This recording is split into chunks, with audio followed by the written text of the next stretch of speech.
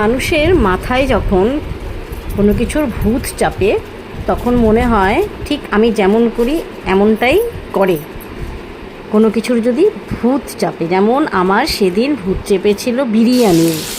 মানে সেদিনটা আমার 2-3 দিন ধরেই ভীষণ বিরিয়ানি খেতে ইচ্ছে করছিল, সময় হয়ে উঠছিল না। বা মানে আমি বাড়িতে অ্যাকচুয়ালি একা মানে কিনা সবাই আছে, কিন্তু সবাই যেহেতু ঘরে সব সময় থাকে না, আনা হয় না।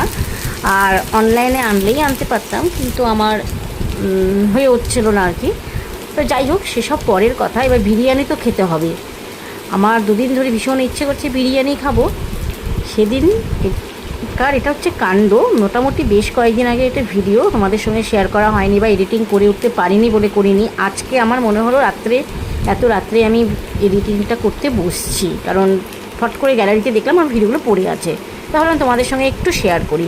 তো যাই হোক, যেটা বলছিলাম ভূত চাপার কথা, সেদিন আমার ভীষণভাবে বিরিয়ানি ভূত চেপেছিল। পার্লার থেকে বাড়িতে চলে গেলাম, ভাবলাম আজকে ঘরের রান্না ভাগ্যেই আমি বিরিয়ানি করব।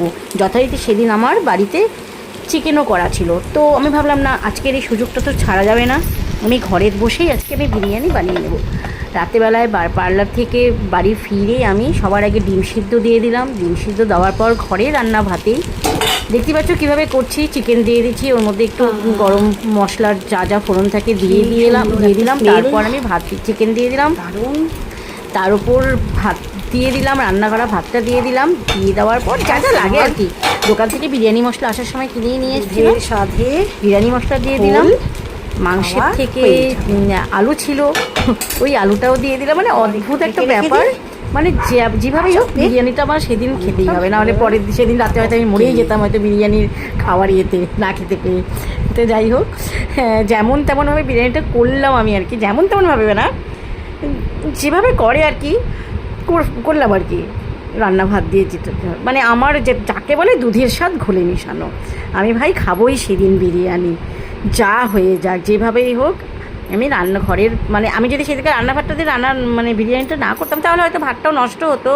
আমার যদি কেনা বিরিয়ানি বাইরে থেকে এনে খেতাম, তো না থাক, চিকেন যখন রান্না করা আছে সেটা দিয়েই আমি আজকে বিরিয়ানিটা করে নেব। তো যাই হোক, শান্তি বিরিয়ানিটি অবশেষে রান্না করে খেতে পারলাম। ভালোই হয়েছিল আর কি, মোটামুটি ভালো হয়েছে। একটু ঝাল হয়ে গেছিলো বেশি, আমি একটু ঝাল কম খাই, ঝাল হয়ে গেছিলো। আদারওয়াইজ মোটামুটি ভালোই ছিল। মানে দুধের স্বাদ ঘোলে মিটানো না, বিরিয়ানিই হয়েছিল ওটা। কেওড়ার জল, বিরিয়ানি মশলা, ঘি, বিরিয়ানির আমার একটু যেটা থাকে আর কি, গরম মশলা যেটা থাকে বিরিয়ানির, সেটাও দিয়েছিলাম। তো আদারওয়াইজ